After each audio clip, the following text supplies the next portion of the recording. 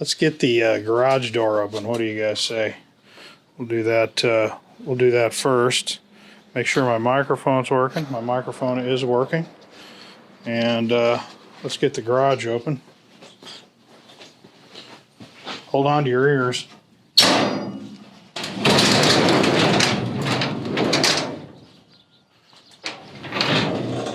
Okay.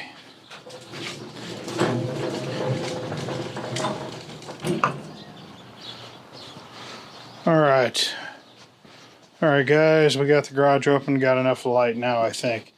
Kind of backlit, but let's see if we get this over here. Maybe is this? Yeah, maybe that's a little better.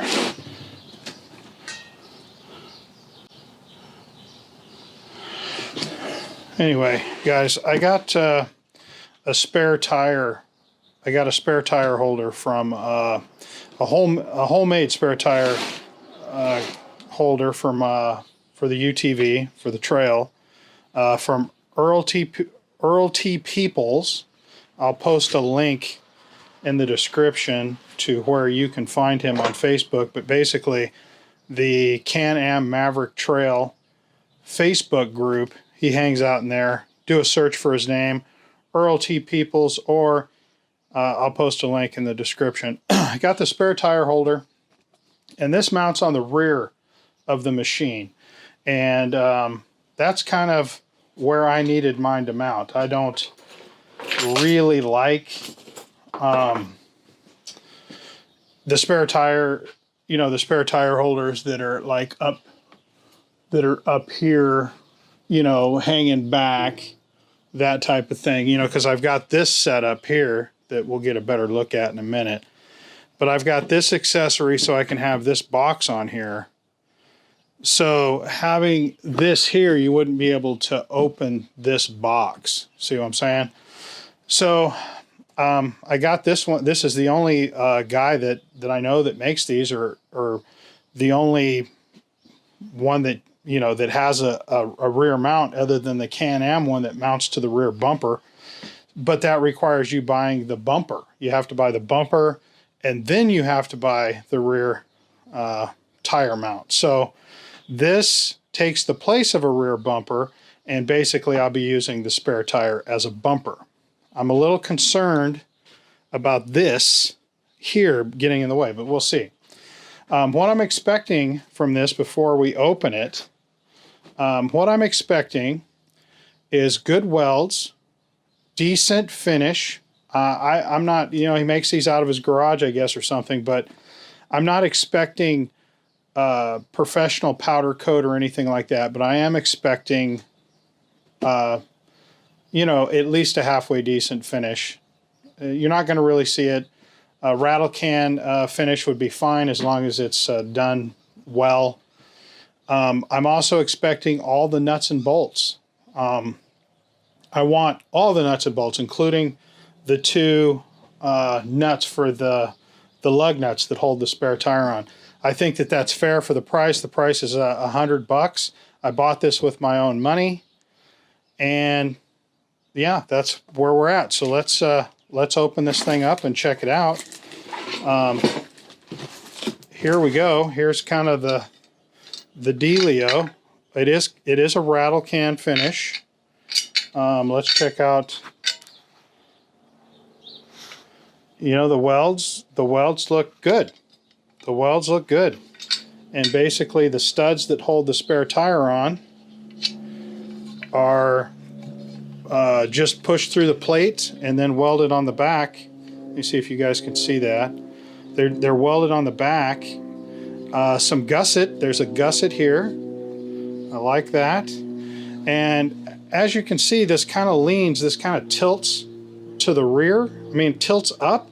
I've seen a lot of spare tire carriers that are like that. Instead of being flush mount, they're tilted back. This really does look good. It's welded really well. It feels rock solid.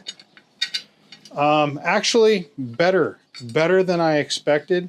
It has the bolts, and I'm assuming that these you can mount it here, here, or here, depending on how far away from the machine you need it. So that'll be kind of cool. We'll see how that goes, and we got to kind of figure out where this even bolts onto the machine. We'll figure all that out, and let's get started. I mean, definitely better than expected. Hey guys, I don't get much call to use the 5.3K lens for this camera too often, because it's mostly my 360 camera, so it's interesting. So let's go ahead and pull this out. It was it rained all day yesterday. I don't even know if you guys can hear me right now, but it rained all day yesterday, so it is what it is on that. But let's see what we're gonna need. Let's get the microphone going. That'll probably be able to hear me a lot better. But anyway, I got the wireless mic going. I haven't used the wireless mic in a while either. So let's get out some nuts and bolts here, or some wrenches and whatnot. And I'm assuming we're going to be needing, let's see what we got here. As far as it really is a bad spot, man. It's not going to be super easy to see. I'm just going to have to you're just going to have to kind of take my word for it where it goes and whatnot, you know. You'll be able to see me, but let me see if we can kind of show you where this goes. So let's take off the bolts, and he gives you point this down, so hopefully you can see me. It's hard to be a cameraman and do something at the same time. I hope this is even useful. We'll see how it works out, but let me see about the hardware here, what we're looking at as far as the hardware goes. Looking at grade 5 bolts, and they look to be American. Yeah, this is an American bolt, which is interesting. I mean, still fits the 15 millimeter, but if I would have known it was American. But okay, so this goes in here, I guess is what we're looking at here. And the only thing I can think of to do is to kind of eyeball it, I guess. We're gonna I think maybe we'll put it on the middle one. Switching too deep.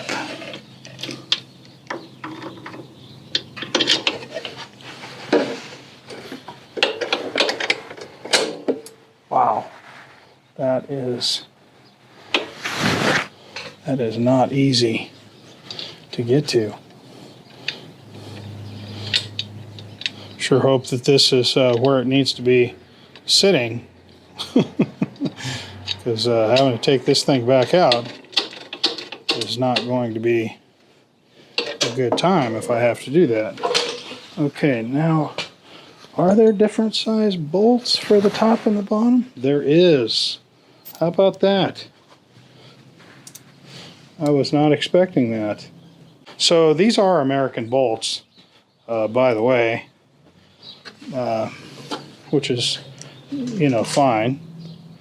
So the smaller bolt is 1/2 inch, and the top bolt is, where's the, and there's goop all over, is 9/16. So those are your two bolt sizes. And I put this thing in the middle, and I'm just praying that this is where it needs to be, because the bottom one is significantly easier to get on. I can tell you that. but I don't want to take this back off, that's for sure. It is what it is. Let me see if I can get it in easier by hand first.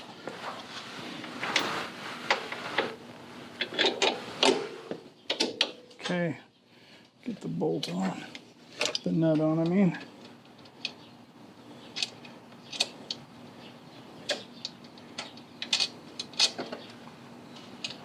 Okay, where's the wrench? That's the 1/2-inch wrench. I need the 15.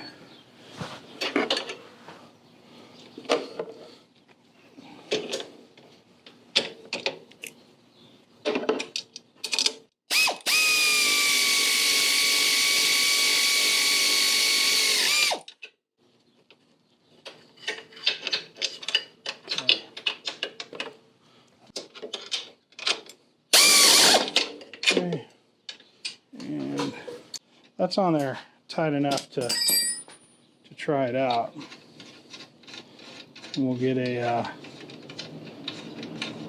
wrench on there and get them tightened down for realsies in a second. I just want to try and make sure that this spacing is good. Okay, I'm back with a tire, and let's see how this works out. Got the tire, tilt this up, and let's see what we're looking at here.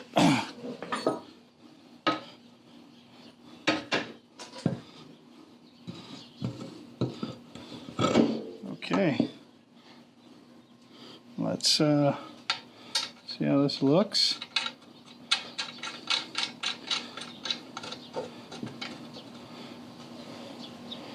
But, this looks like it's gonna work fine for the. Ooh, it does cover up the. License plate is completely gone.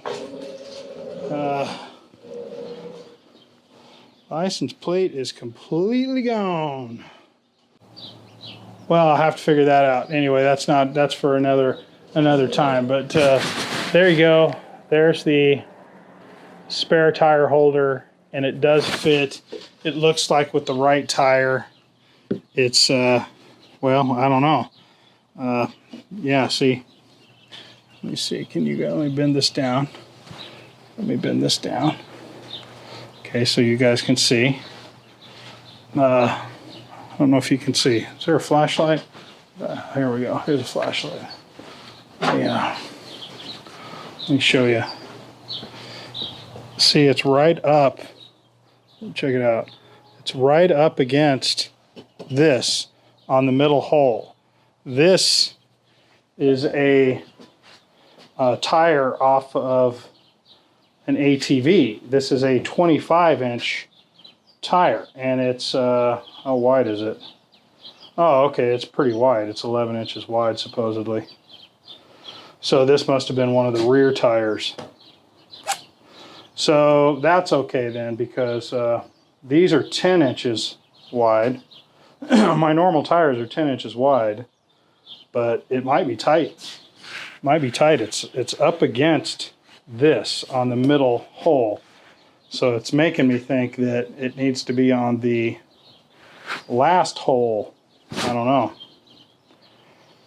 This accessory that I have that not a lot of people have, and it's also probably about the same amount that the trunk sticks out, I'm guessing.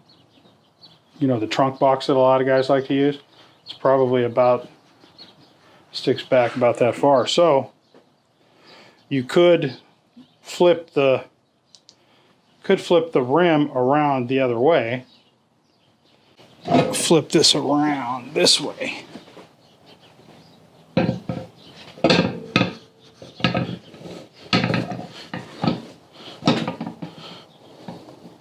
Yeah, clears it totally fine. You can see big old gap now. So yeah, I mean, if you had to, you could flip it around this way if you had to. So I think I'll leave it the way it is for now. I wonder if these tires are tall enough to use as a spare tire. Let me see. Yeah, I mean, not by that much. Anyway, let me get these bolts tightened up, and that's it, guys. Pretty sweet mount. I like it. I just got to figure out what to do about the license plate. I wonder if I should just not do anything about the license plate until forced to, you know, like I get pulled over or something. That's a bummer. That's the only thing that kind of detracts from it. This is a license plate light because this is street legal. This machine is street legal, so I kind of have to have the license plate probably visible for driving it on the street, unfortunately. And that license plate is just simply going to have to go to another location. I just don't know what that'd be next. But anyway, good quality mount, and we'll test it out, make sure it holds up. We'll take it on some trails, and you'll hear me talking about it in upcoming videos. So if you're interested in this thing and want to know how it's holding up and how it's working and whatnot, definitely subscribe and like, comment, and we'll catch you on the next one, guys. Talk to you later. On that end.